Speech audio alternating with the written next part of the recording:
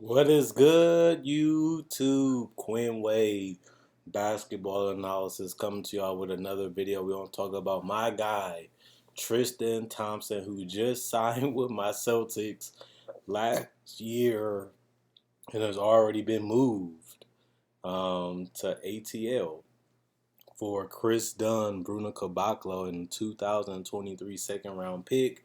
Obviously, Kris Dunn did not stay healthy and contribute the way the Hawks thought that he would when they picked him up. He did opt into his contract to pick up his $5 million, but you can't really blame him because he didn't really have a good regular season or playoffs. And when you have a chance to guarantee a contract to a certain extent, and get paid guaranteed when you opt in, you can't really blame them too much for doing that. But at the same time, Bruno has been a name that people have loved, hated, and have forgot because he really didn't play much with the Hawks. You probably didn't even know he was on their roster if you would have before this trade happened, just because he's been in the G League and he hasn't really been a contributor like people thought that he could be. This was a guy that was blessed with height, length, and athleticism, but hasn't been able to get the requisite skills to go with that body and mobility and athleticism. And the guy still struggles shooting. The guy still struggles to create his own shot. The guy still isn't the greatest ball handler to be able to finish and get to the basket. He is getting older now. He's no longer this young diamond in the rough. He still hasn't proven himself, still haven't established himself, even hasn't, even become a rotation player so far in his career, and he's looking like a bust. And you can say the same thing about Kris Dunn. Kris Dunn just can't stay healthy. He just really can't. And you can say he had that problem in college, but he has also had that problem in his NBA career.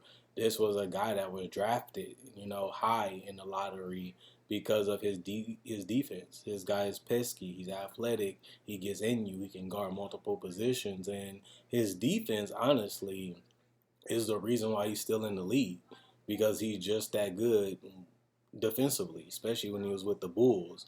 He couldn't shoot or put the ball in the basket to save his life, but the fact that he was so active and so energetic and just so feisty on the defensive end, you just don't see guards doing that anymore. And that was a reason why I liked him getting picked up by the Hawks, just because he gives them something that they don't have, which is, those type of defenders.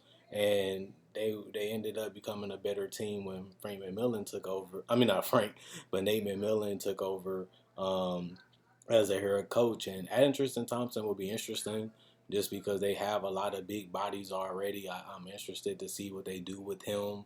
Obviously, they still have a chance to re-sign John Collins and work out a deal with him.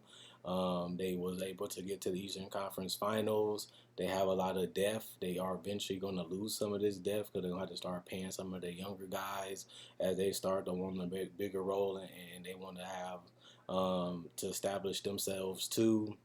I don't really blame them for getting off these two contracts because neither one of these guys really helped them last year.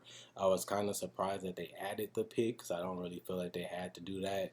But considering that it's not a significant pick, I guess it was just to be able to get the deal done. The Hawks really don't need picks because they already look like they're going to be a perennial playoff team in the East as long as they're healthy. They still got to find that third guy that can get them over the hump and make them a legitimate championship team. I always looked at them as a playoff team after they made all the acquisitions and free agency, and they ended up proving me right. I did not see them going to the Eastern Conference Finals, but they was able to overachieve in that regard. But they still got a lot of work put in. You got to do it all over. You ended up having a successful season. You ended up having a season that people didn't even believe you could have. But you start back at 0 games once the season start, and you have to get back to where you fell from. If not, you go further up or you go down. So we're going to see what this Atlanta Hawks team is really going to be. Having Nate McMillan there from the jump should be able to help them get off to a good start. The fact that they have a lot of chemistry with John Collins and Clint Capella and the wings that they have and Trae Young, they're going to be a dangerous team and a hard team to defend. This team is annoying because they keep coming at you, keep coming at you, keep coming at you, and they're going to find and get whatever they want.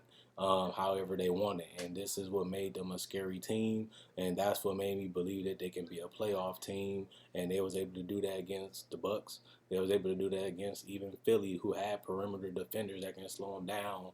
They still was able to do whatever they wanted for the most part and eliminated Philly in Philly, I believe, on top of that. So that's something that you would have never believed, but it happened. Honestly, it's interesting to see what they go. Will Cam Reddish be that sneaky player? I said when he got traded, and same with Trae Young, that I thought Trae Young would be good. But the secret of the deal is Cam Reddish. Can he become a legitimate all-star alongside Trae Young?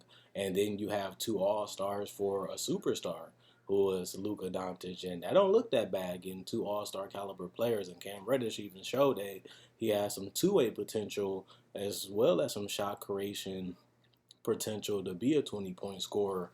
His jump shot hasn't been consistent. His finishing and handling hasn't been good enough. And same with his shot selection. You can say the same thing about DeAndre Hunter. But those are young players that have 2, 3 more years to go with this team. And they could possibly be dangerous in the future. They already show signs of confidence. They already show signs of improvements this year. If only they would have stayed healthy, it would have been even better because they would have been able to grow and get a lot of more experience and development in because they would have been healthy. They would have to keep rehabbing. But this team looks bright. This team looks fun. This team is must-watch TV at this point.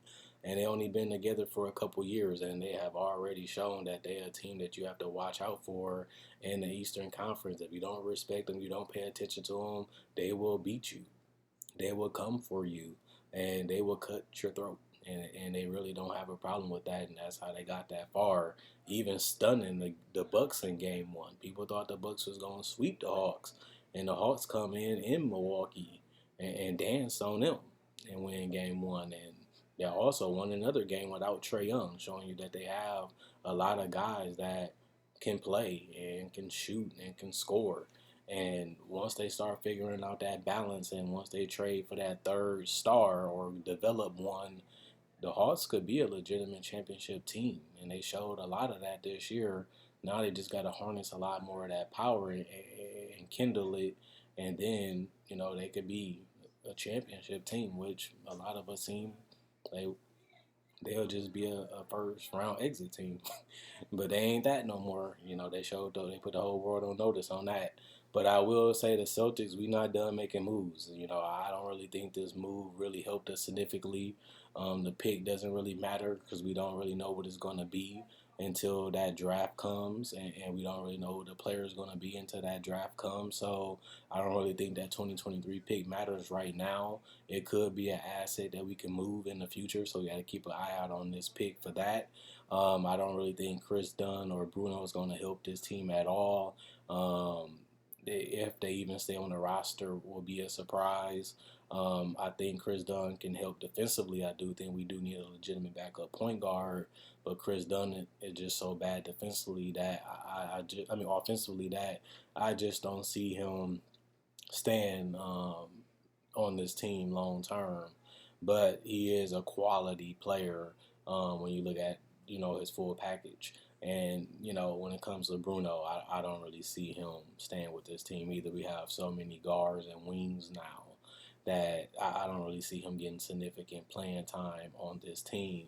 And our best players are guards and wings, so that even hurts his chances of becoming an impact player because our bench is basically guards and wings. So it's not a good area for him to really grow. But they have shown a sign to play people and give him a shot and give him a chance.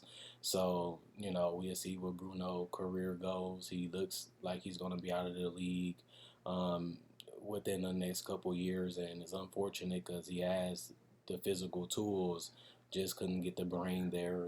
The IQ just couldn't really get the skills to fit that body, and it's unfortunate. But that's what happened to a lot of players that get drafted, and he's just another one. But he still has chance. He still can make a career out of it if he continues to develop and possibly become a rotation player. But we thought he could be more than that. But that seems like his ceiling now. If he does stay in the league for a couple more years, it will be mostly as a bench guy, not a high caliber starter, unless something crazy happens, which is possible. Um, we have to continue to keep an eye out on him as long as he's on the NBA roster. But other than that, Quinn Wade, ending the video, let me know what I got right, what I got wrong, how you feel about Kris Dunn and Bruno coming Boston. What do you think about the pick? What you think about giving up on Tristan Thompson within 1 year? He was a solid rebounder. He helped us win a playoff game against the unstoppable Nets at that time before they got injured and beat up. But he's on to Atlanta already. So he brought a lot of effort, brought a lot of energy, didn't really bring enough consistency with him, but he's still a quality NBA player, and you can make an argument that he's better than the two players we just got. But then again, these players we can get rid of. Tristan Thompson has more value too, um, as a veteran, but he's going now. We're gonna miss him a little bit, but I didn't really see him staying in Boston long term, honestly. But he did have a solid season for us at best, and we have to move forward with what we got now. So if I had to be real, it really just depends on what Atlanta does, as they have a log jam at that center and power forward position that um, is going to be interesting to see what they do with Tristan Thompson. But, that's going to be a question for another day, and I don't have the answer for it right now. Quinn Wade, basketball analysis, signing out. See y'all later.